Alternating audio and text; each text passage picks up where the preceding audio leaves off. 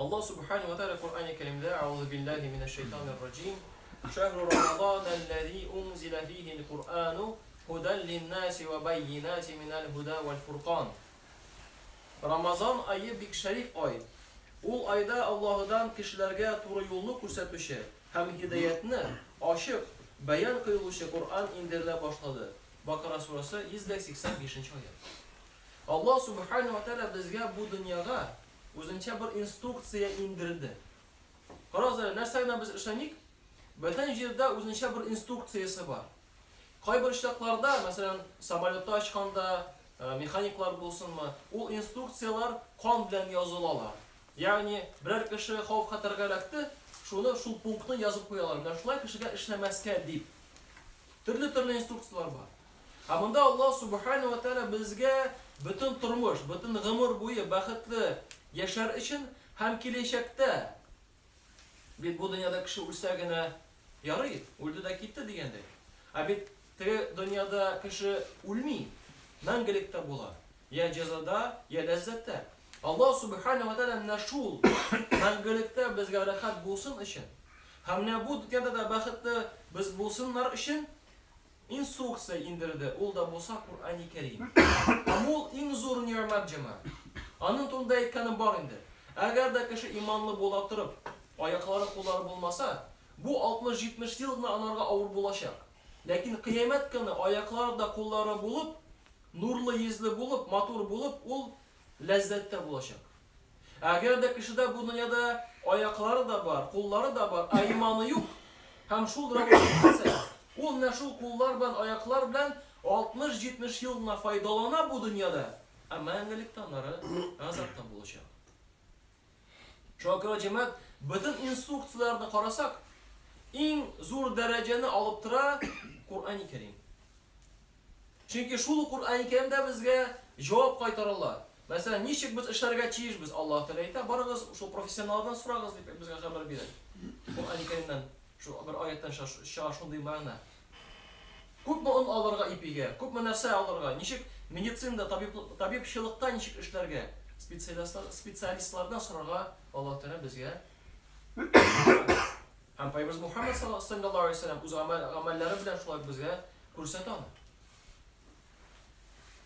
Ham Qur'on Karimda Alloh taolo kitabun anzalnahu ilayka mubarakun liyadabbaru ayatihi va liyatadhakkara ulul albab.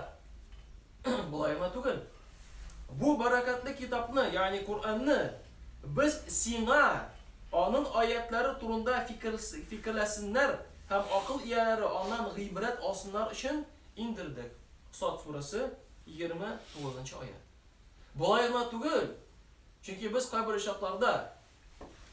işlerde işlep instruksiyonu alabız da ana tegide ol asılıp da. Yok. Kur'an-ı Kerim şunun derecede muhim, biz o instruksiyona iğrenip bizning turmushimizga oshirtirga chiyishmiz. Shu vaqtdagina onun natijasi bo'lacak. Chunki ko'p shaklarda biz musulmonlarning hallari beknoshar bo'lar, chunki g'ayb o'zi bizda. Biz gul boshqa kishini g'aybli etmoqchi bo'lamiz. G'ayb o'zi bizda. O'zi biz Allohga to'lisincha itoat etib yashaymiz. Qay bir shaklarda niyatlarni unutib jibaramiz, ishlarim bor deb, hallarim bilmay yuribmiz. Qay bir shaklarda qo'shnilarning haqlarini unutamiz. Qay bir shaklarda kishini ranjitamiz. Bu bizga o'zimizga qayta. Demak biz Qur'on bilan yashaymiz degan so'z. Shunga ko'ra qay bir kishi albatta Qur'onni yana o'qirga, u yaxshi amal. Şunlardan akırnab başlanar. Lakin şunun bilan cheklanirga yaramay, ul diriz bo'lmaydi.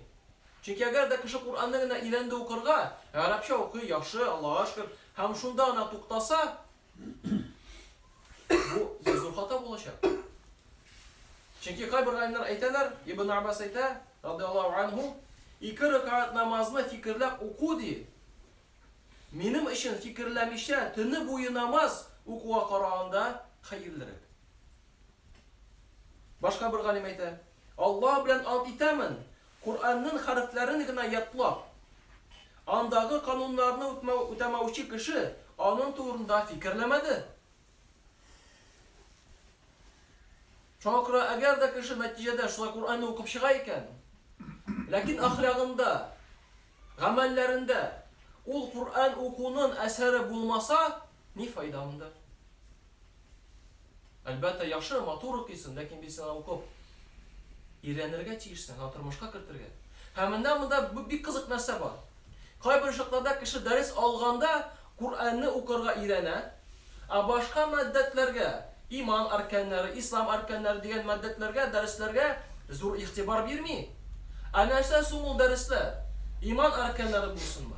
Ислам арканнары булсынмы? Ул бит шул Кур'анны аңлату түгелме соң инде? Фақат формалашкан ул дәрескә әйләнгән. Ләкин ул бит, әгәр дә кеше шул дәресләрне өйрәнсә, ул бит Кур'анны өйрәнә дигән сүз. Чөнки ул бит дәресләр Кур'ан белән хадисләргә таянган сүзләр. Аллаһ субханаһу ва тааля Кур'ан-ы Кәримдә безгә хәбәр бирә, без аларга китап, ягъни Кур'ан-ы Кәрим биргән кешеләр аны хакыйкый рәвештә укыйлар. Алар аңа ышаналар. Кем аңа ышанмаса, менә шулар инде югалту китерүче кешеләр. Бакара сурасы 121 аят. Әгәр дә кеше Кур'ан-ы Кәримне укып, аның турында фикерләмәсә, белем алмаса, фикерләү дигән сүз үзенчә аңладым да үзенчә яшим дигән сүз түгел, юк.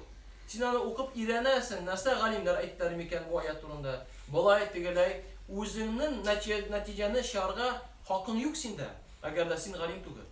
Шакра әкренәп нәрсә галимнәр әйттеләр, шулар өйрәнеп, тормышка әлбәттә аны кертә башлыйсың. Һәм әгәр дә кеше фақатна уку белән шикләнә, бу әлбәттә җәмәгать ташлаган өлешен алган шикелле була. Ягъни бу Кур'анны кайбер чаклардан, кайбер яктан, кайбер өлештән ташлаган шикелле була. Чөнки Аллаһ субханаһу ва тааля Кур'ан-ы Кәримдә әйтә: "Ва кала расул я Рабби инна кауми иттахазу хаза ал-Кур'ана махҗура." Илче Мухаммад саллаллаһу алейхи ва саллям әйтте: "Я Раббым, дөреслектә минем халкым бу Кур'анны ташлады." Фуркан сурасы 30 аят. Һәм бер галим моны аңлата. Ничә төрле Кур'анны ташлау бар. Һәм беренче җәмәгать әлбәттә кем Кур'анны кабул итмәй, тыңламый, укымый, шул ташлаган була. Бу беренче. Икенче төр җәмәгать Кур'анга ышанып та, Кур'анны укып та, ул аның белән гамәл кылмый. Бу да Кур'анны ташлауның бер өлеше. Кур'анны хөкем итүче китап буларак алмау һәм аңа хөкем кылсын өчен мөрәҗәгать итмәү, бу тагын бер төр җәмәгать. Кур'анның аятлары турында фикерләмәү һәм аның мәгънәләрен өйрәнмәү, бу да Кур'анны ташлау бер өлеше булачак. Аның белән карагыз, бу нәтиҗә безгә һәрберебезгә кирәк. Аның белән йөрәкләрдәге рухи авырларны дәваламау. Нинди рухи авырлар? Тәкәббүрлек булсынмы, нәфрәтлек, хөсетлек булсынмы? Бит Кур'ан-ы Кәрим ул шифа. Һәрберебезгә шифа. Менә шул авырлардан да шифа ул. Һәм әгәр дә шифа булып тормый, димәк җәмәгать кайда без синнән өйрәнеп бетерә алмыйбыз, кертә алмыйбыз. Нәрсәдер без җибәрәбез. Безнең кулларыбыз аша уза. Ә бит әгәр дә без Кур'анны өйрәнеп укысак, белем истәсәк, Пәйгамбер Мухаммад саллаллаһу алейһи ва саллям безгә хәбәр бирә. Әгәр дә кешеләр Аллаһ Тәгаләнең йортларыннан булган бер йортка җыелып, Аллаһның китабын укысалар һәм үзләре арасында аны өйрәнсәләр, аларга тынычлык ва рәхмәт иңә. Аларны фәрештәләр әйләндереп ала.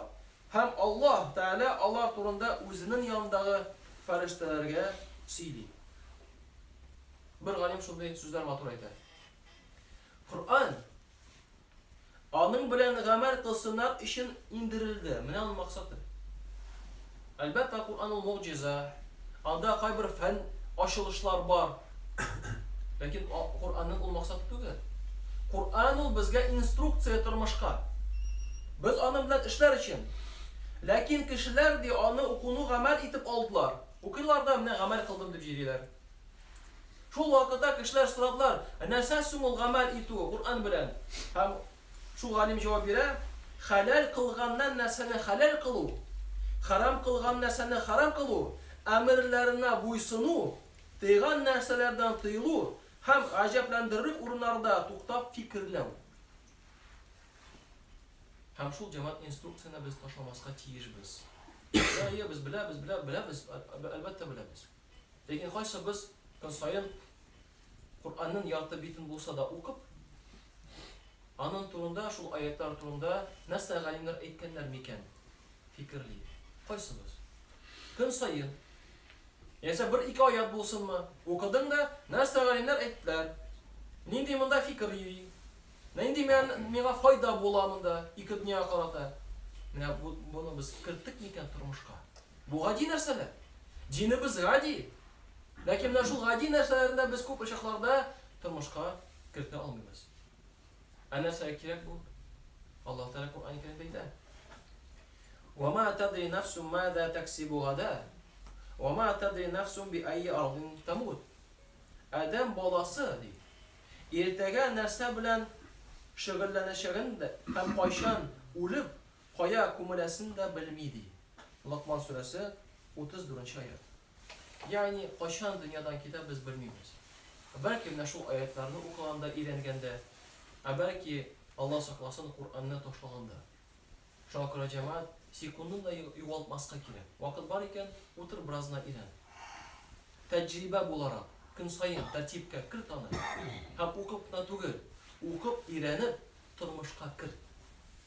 Alloh subhanahu va taolo har birimizga nasib etsa, Alloh qo'shgancha yashirga, ham shu Alloh subhanahu va taolo bergan instruksiya bilan to'lisincha foydalanib yashirga har birimizga da Alloh Rabbimiz nasib etsa.